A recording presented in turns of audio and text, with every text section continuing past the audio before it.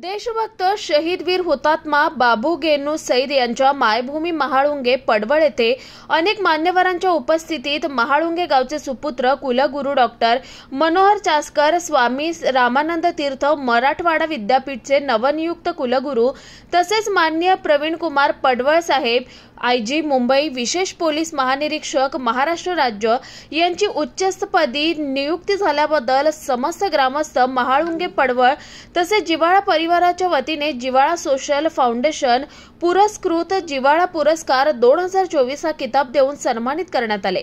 आंबेगाव तालुक्यातील महाळुंगे पडवळ या गावातील अनेक भूमिपुत्र हे महाराष्ट्र राज्यातील विविध क्षेत्रात उच्च पदस्थ म्हणून कार्यरत आहेत अशी या गावची ख्याती आहे।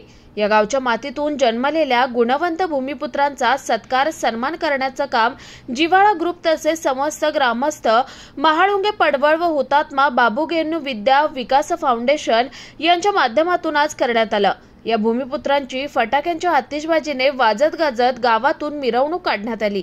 या अभूतपूर्व सन्मान सोहळ्यासाठी माजी खासदार शिवाजीराव आढळराव पाटील, विवेक वळसे, जिव्हाळा फाउंडेशनचे अध्यक्ष दत्ता पडवळ, सिने अभिनेते रवी काळे, प्राचार्य साहेबराव काळे, किसनराव सईद, बाबाजी चास्कर, मुकुंद भालेराव, संजीव भालेराव, प्राध्यापक वसंतराव भालेराव, दत्ता चास्कर, सरपंच सुजाता चास्कर, सीमाताई खिवसारा तसेच महाळुंगे पडवळ गावातील विविध संघटनांचे पदाधिकारी व ग्रामस्थ मोठ्या संख्येने उपस्थित होते।